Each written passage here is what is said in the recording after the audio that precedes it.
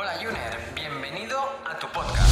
Si eres una persona que está de acuerdo en que la salud es importante, está interesada en aplicar cambios para mejorar y además apuesta porque este sea el momento, estás en el lugar adecuado.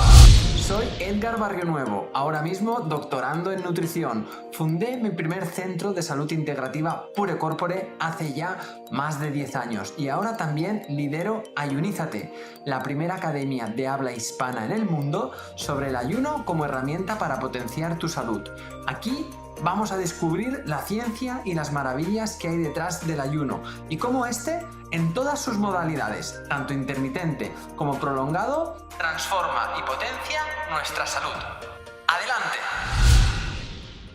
Recordarte que la información de este podcast es meramente informativa y divulgativa, que en ningún momento pretendemos ni diagnosticar ni tratar a ninguna persona. Recuerda que la responsabilidad sobre tu salud recae principalmente en ti y en aquellos profesionales sanitarios que conocen tu caso y pueden tratarte de forma individual. En este capítulo 12 vamos a hablar sobre la resistencia a la insulina. Te voy a explicar qué es exactamente o qué quiere decir este concepto a nivel médico, qué produce la resistencia a la insulina en nuestro organismo, cuáles son esas señales que tú puedes ya interpretar y puedes detectar por si te puede estar pasando a ti o le puede estar pasando a alguna persona querida cercana tuya. Y después, sobre todo, vamos a ver cómo prevenirla, cómo evitar todas esas complicaciones que nos puede llegar a hacer sufrir. Así que vamos a verlo. Antes de explicarte qué es la resistencia a la insulina, te voy a explicar qué es la insulina y qué hace en nuestro cuerpo esta sustancia. Bien, la insulina es una hormona producida por un órgano que es el páncreas, que está situado pues, en nuestro torso, en nuestra zona central del cuerpo, justo pues situado al lado izquierdo de nuestro hígado y justo situado en la zona donde tenemos la parte más inferior del estómago. Bien, el páncreas tiene más funciones, pero una de sus funciones más importantes es la de producir hormonas que intervienen en el metabolismo energético, como son la insulina y el glucagón. La insulina se encarga de introducir la energía dentro de las células. Para que lo entiendas de una forma sencilla, piensa que tu cuerpo está formado por millones y millones de células. Las células forman los tejidos y los tejidos son los que acaban formando los órganos. Y los órganos pues acaban formando los diferentes aparatos, ¿no? O sistemas de nuestro cuerpo y estos pues al final dan forma al organismo del ser humano. Bien, pues las células necesitan para sus funciones, si habláramos, por ejemplo, ya que estamos hablando de un órgano que es el páncreas, pues tenemos todas las células pancreáticas que cuando pues, unidas forman el páncreas. Pues estas células, que son millones, necesitan energía para sus funciones. O sea, el páncreas para producir esta insulina necesita energía. Y esto es la propia insulina la que introduce la energía dentro de ellas. La energía básicamente que introduce la insulina en estas células es la glucosa, es decir, el azúcar. Cuando nosotros nos alimentamos, en los alimentos que comemos, ya sean frutas, verduras, pescados, huevos, lácteos, ya sean cuales sean, ya sean de estos que os acabo de comentar, saludables, o ya sean pues de los que no son saludables, ultraprocesados, como pueden ser dulces, bollerías, galletas, chocolates, patatas, todo esto, ¿no? Todo esto muy procesado. Todos estos alimentos, tanto los naturales como los ultraprocesados, todos los alimentos tienen en ellos, tienen moléculas energéticas de glucosa. Evidentemente, hay alimentos que tendrán más, como por ejemplo, pues si hablamos de un dulce de una bollería, pues tiene muchísima más azúcar que si hablamos de una verdura, como puede ser una berenjena o un calabacín. las moléculas de glucosa que tienen unos y otros son muy diferentes. Cuando tú comes uno de estos alimentos, si comes en el caso de la bollería, de repente va a entrar en tu organismo a través del sistema digestivo, es decir, tú comes el alimento, lo masticas, lo deglutes, ¿no? Lo llega al estómago, en el estómago se hace la digestión y ya empieza a pasar esto al intestino. En el intestino es donde estas moléculas se empiezan a absorber a la sangre. Entonces los niveles de glucosa en sangre, dependiendo del alimento que hayas consumido, van a subir más o menos. En el caso de la bollería subirá mucho. Y evidentemente para el cuerpo tener la glucosa alta es una situación de alarma. Puede suceder un efecto, un proceso que se llama glicosación, que esto lo que acaba es sobre todo afectando mucho a los glóbulos rojos de tu sangre, que son los que transportan oxígeno. O sea, imagínate, ¿no? Entonces, el cuerpo tiene mecanismos para intentar prevenir que cualquiera de estas complicaciones llegue a suceder. Evidentemente, claro, no pasa nada. Si es muy puntual y es de vez en cuando estos picos de glucosa, ¿no? en la sangre, pero si es muy constante, claro, a largo plazo, las consecuencias siempre de la alimentación van a ser a largo plazo. A largo plazo, la glicosación pues puede ir haciendo que nuestros glóbulos rojos pierdan la capacidad de transportar oxígeno, y el oxígeno, igual que decía antes, que la célula necesita energía para producir o para hacer sus acciones, pues para la célula también necesita respirar, ¿vale? Y necesita el oxígeno. Entonces, cuando una persona pues tiene unos niveles de glicosación muy altos, el oxígeno no transporta bien por su cuerpo, ¿qué sucede? Pues que empiezan a perder calidad sus tejidos, ¿no? Y todos vemos pues personas con problemas con el azúcar, que al final pues tienen problemas de vista, problemas, ¿no? El típico pie diabético, ¿no? Alteraciones en la piel, inflamación muy sistémica y constante. Bien, entonces la insulina hace esto, es fisiológica y es un mecanismo muy importante para el cuerpo que haga esto. Entonces, cuando estamos hablando de resistencia a la insulina, ¿a qué me estoy refiriendo? ¿Qué estoy diciendo con esto? Que a la insulina, que el cuerpo tiene resistencia a esta hormona. ¿Y esto en qué se traduce? Pues que si estamos diciendo que la insulina es clave para que la glucosa baje en la sangre y no se quede alta, porque, claro, cuando las glucosas, estas moléculas de azúcar, se meten dentro de la célula, ya no están en la sangre. Y ya se reduce, y ya estamos más protegidos, y ya los glóbulos rojos funcionan mejor, y ya todo el cuerpo va mejor. Pero claro, si hay una resistencia a la insulina, quiere decir que a la insulina le está costando mucho trabajo introducir esas moléculas de glucosa dentro de las células. Y esto hace que los niveles de glucosa se vayan quedando altos. Esto tiene varias consecuencias. Primera consecuencia, ya lo hemos explicado hace un par de minutos, ¿no? Glucosa alta, problemas al final para los glóbulos rojos para transportar oxígeno. Bien, ¿qué más pasa? Que claro, el cerebro, que es muy listo, como sabe que la glucosa no puede estar alta en nuestra sangre, ¿qué hace? Envía una señal de decir, oye, a ver, ¿quién es el encargado de hacer bajar la glucosa en la sangre? La insulina, hemos dicho, ¿cierto? Pues oye, ¿quién se encarga de producir insulina? Pues esto lo hace el páncreas. Así que automáticamente el cerebro le envía al páncreas la señal de que, oye, venga, date caña, produce más insulina, porque la glucosa no está bajando. ¿Y qué pasa? Pues que el páncreas hace una respuesta que se llama una hiperinsulinemia. Es decir, ahora de repente ya no solo tenemos la glucosa alta, sino que encima tenemos la insulina alta. Tenemos una hiperinsulinemia. Y esto también tiene una serie de consecuencias. Porque cuando la insulina está presente en nuestra sangre, el cuerpo está en una situación de almacenamiento. ¿Vale? La insulina alta en la sangre está haciendo que nuestro cuerpo produzca más grasa.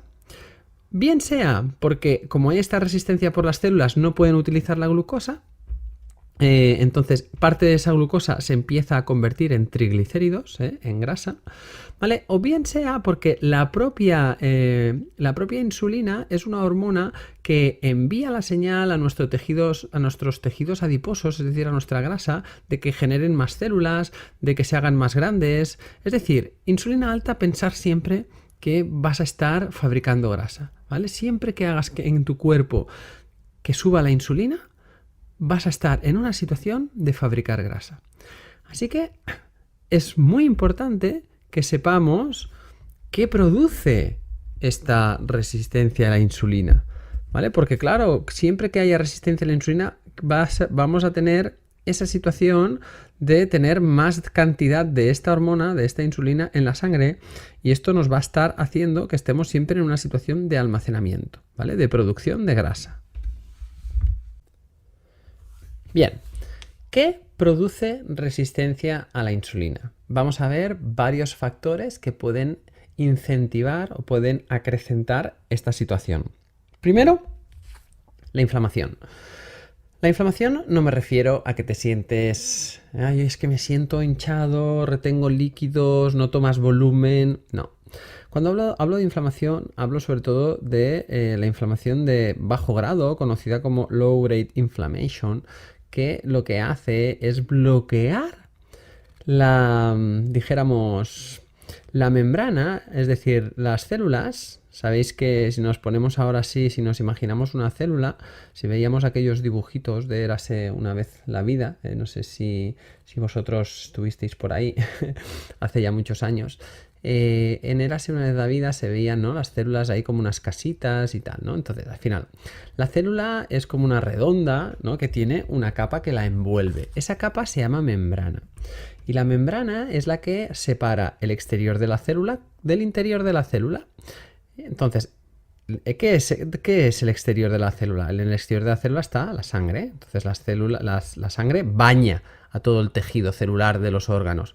Bien, entonces en la sangre están estas glucosas, está la insulina, están, bueno, toda una serie de marcadores y de serie de sustancias que hay, pues muchísimos, ¿no?, en nuestra sangre. Pero a lo que nos acontece, la membrana tiene que comunicarse con el exterior y tiene que permitir que se polarice, es decir, que deje entrar, ¿no?, lo que hay fuera.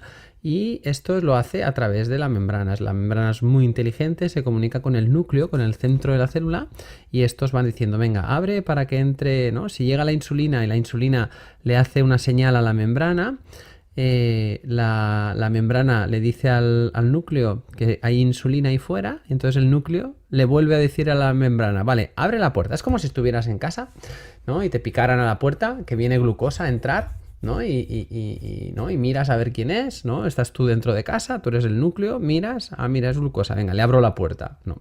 Pero si hay resistencia, si la puerta está dura, si la puerta está oxidada, eso lo produce la inflamación. Y la inflamación a la que me refiero es a esa inflamación, a la inflamación que hay en las células, que es una inflamación sistémica, una inflamación que está en todo el cuerpo, producida sobre todo por malos hábitos de alimentación, exceso de radicales libres, exceso de estrés, cuando exceso de sedentarismo, cuando no tenemos una vida sana, el cuerpo está en un entorno más inflamatorio. Son moléculas que se producen en el cuerpo que van a ir a engancharse, ¿no?, o a taponar las membranas, y esto hace que cuando llegue una hormona tan importante como la insulina, para activar la reacción de la que la célula deje entrar a la glucosa, hay resistencia. Y esta resistencia hace, pues, que la glucosa no pueda entrar y se acumule, y que nos esté produciendo todo eso que hemos estado hablando de que es la resistencia a la insulina. Entonces, uno de los aspectos que sabemos a día de hoy, que más produce estas moléculas inflamatorias, ¿sabéis cuál es? La grasa. La grasa. Sobre todo, la grasa visceral, a día de hoy, sabemos que produce esas sustancias que tienen nombre y apellido. Son citoquinas inflamatorias, como la interleuquina 6, el tumor necrosis factor alfa, ¿vale? Hay muchísimas, tampoco vamos a entrar aquí a nombrarlas y tal. Hay que entender el concepto, ¿Vale? Entonces, la grasa, sobre todo la grasa visceral, es una grasa que para el cuerpo no debe estar ahí, por eso produce inflamación. Evidentemente, cuando yo estoy pasando un proceso de alguna enfermedad, produzco mucha inflamación. Si tengo un virus, produzco inflamación. Y son todas estas citoquinas las que se producen. Así que la grasa sabemos. Así que independientemente o paralelamente con la alimentación, podemos estar induciendo que haya más inflamación. Porque lo que más produce grasa y lo que más va a hacer que aumentemos esa grasa en nuestro cuerpo es nuestra alimentación a base de hidratos de carbono. Es decir, si comemos hidratos de carbono saludables, que están en las verduras, en las legumbres, en los cereales integrales y demás, a ver, no vas a hacer unos picos de insulina tan elevados como para producir en masa, ¿no? Niveles de creación de grasa nueva muy altos. Pero si tu alimentación se basa en alimentos muy procesados y encima tomas mucho azúcar y bebes refrescos y tomas alcohol y fumas y no haces ejercicio y tal, estás ahí metiendo muchos ingredientes para que haya mucha inflamación y eso produce resistencia a la insulina. Y eso te va a llevar a esa situación que hablábamos antes, que puedes estar detectando con algunas señales, que ahora te contaré cómo puedes saber esas señales de que la resistencia a la insulina pueda estar por ahí. No lo he comentado al principio, pero debemos saber que la resistencia a la insulina es el previo paso a la diabetes tipo 2, ¿vale? O sea, de hecho, la resistencia a la insulina también se llama prediabetes. Venga, entonces vamos a ver algunas señales que puedas estar identificando en tu cuerpo que te pueda estar enviando un mensaje y te están diciendo, hey, que esto puede venir porque tengas resistencia a la insulina. Así que, fíjate, por ejemplo, cuando, ¿no?, de repente empiezas a detectar que en tu organismo hay una sed extrema, ¿vale? O incluso una hambre extrema y además mucha apetencia por alimentos azucarados. Cuando tú ya has comido normalmente y después de comer tu cuerpo te pide todavía más dulce. Puede ser que tu insulina ahí no esté funcionando bien.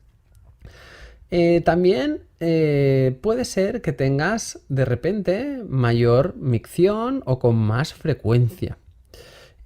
Otras señales como sensación de hormigueo en manos o pies. A veces es también muy común en la resistencia a la insulina. Cansancio. ¿Por qué? Porque claro, al final piensa que la insulina no está haciendo entrar bien las moléculas en tus células para que produzcan energía y eso lo puedes notar en cansancio. Infecciones recurrentes debido a que pensar que el sistema inmunológico necesita una gran energía para llevar sus funciones al día. Tú no te das cuenta, pero cada día uno de los sistemas que acaba gastando más calorías de lo que comes es el sistema inmunológico. Piensa que estamos expuestos constantemente a miles y miles de moléculas que invaden nuestro cuerpo, ¿vale? Ya sean biológicas, químicas o de muchos tipos, y esto el sistema inmunológico nos tiene que avisar. Después, oye, señales, analítica de sangre.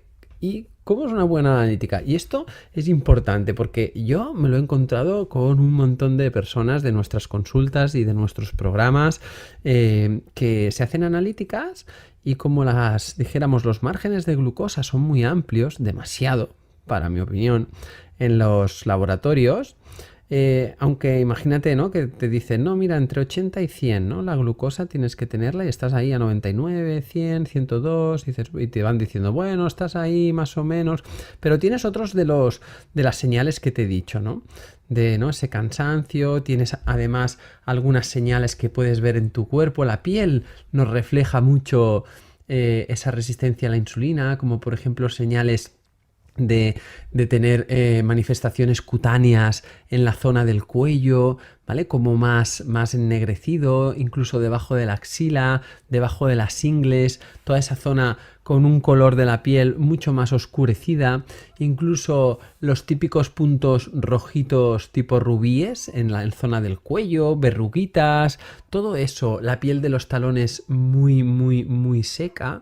En el caso de las mujeres en etapa hormonal fértil, los ovarios poliquísticos, ¿vale? Todos son sensaciones de que pueden haber resistencias a la insulina. Pues bien, lo que os decía, en la analítica, aunque estés ahí, digas, no, pero si yo estoy bien, estoy dentro del margen, pero tirando hacia la alto, ¿no? Hacia el 100.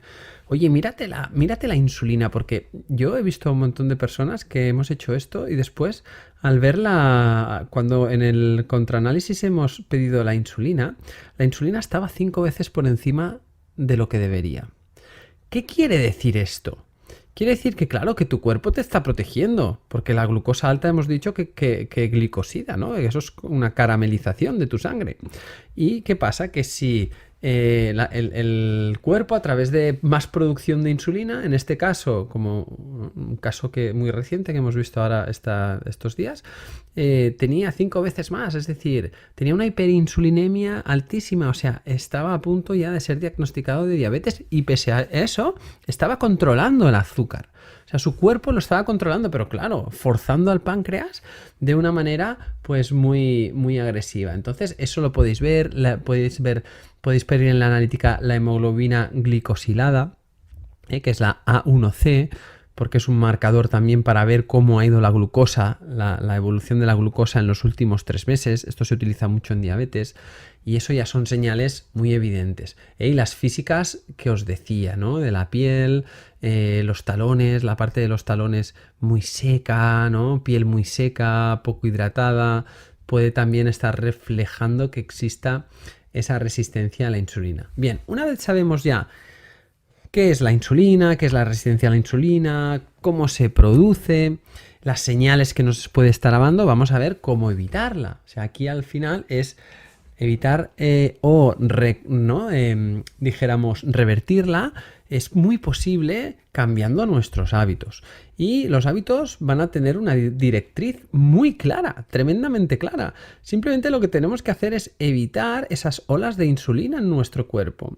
Primero, a través de los protocolos de alimentación. Y aquí vamos a hablar de 2 cosas. Oye, intenta evitar introducir alimentos que te vayan a hacer una subida de insulina. ¿Y qué alimentos son esos? Los hemos comentado, los que tienen mucho azúcar, los que tienen muchas harinas refinadas, los que llevan lácteos industriales, el alcohol, todo lo que me vaya a hacer subir mucho la glucosa en sangre, evítalos y luego reduce la frecuencia de tus comidas, porque cada vez que comes, claro, la insulina se activa.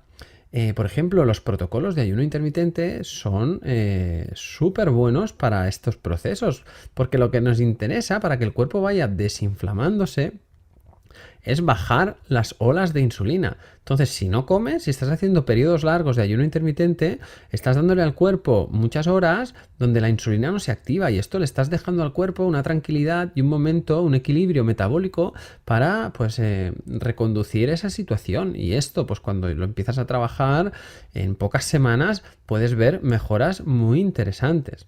Por otro lado, para aumentar lo que es lo contrario a la resistencia a la insulina, que es la sensibilidad a la insulina, haz que tus células estén más sanas.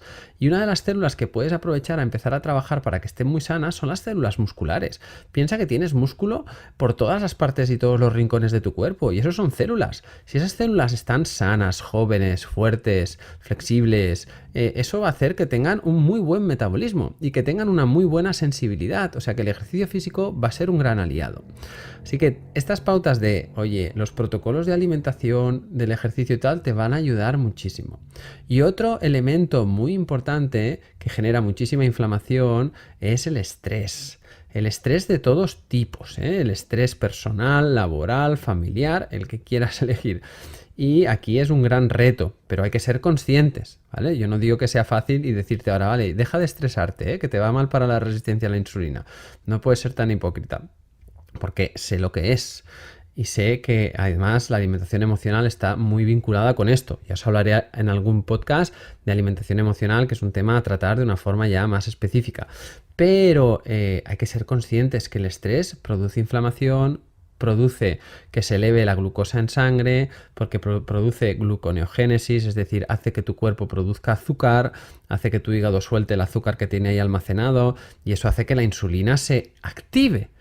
Entonces, aquí es importante que encontremos puntos de equilibrio, ¿vale? Y que seamos conscientes. Y que si tú ahora eres muy consciente de que el estrés está muy fuerte en tu vida, pues que empieces a tenerlo más presente y que te plantees cómo compensar esas situaciones de estrés, ¿vale? Aquí podemos encontrar herramientas desde ayuda profesional a, pues eso, el propio ejercicio, no sé, lecturas, meditación. Hay gente, al final no es que todo el mundo tenga que meditar, ni todo el mundo tenga que leerse un libro de crecimiento personal o cambiar de profesión, pero sí que buscar esos momentos donde yo note que no me estreso tanto, ¿vale? Y si es algo que no controlo, pues quizás sí es interesante pues que alguien me ayude a trabajar eso. Bien, hemos visto muchas cosas en este podcast. Espero que te quede más claro el concepto de la resistencia a la insulina. Siempre digo que cuando entiendes el metabolismo de la insulina das un paso adelante en tu salud, porque aprendes muchísimo a alimentarte y a ayudar a que la insulina no esté desbocada en tu cuerpo. Y nada, nos vemos en el próximo podcast. Un placer estar con todos vosotros. Cada domingo estaré contigo de nuevo para ofrecerte un nuevo capítulo de nuestro podcast Ayuners. Si quieres apoyar este podcast y ayudarnos a crear más contenido como este, nos ayudaría muchísimo que nos dejes una reseña de 5 estrellas en iTunes, Spotify, iVoox o donde quiera que nos escuches.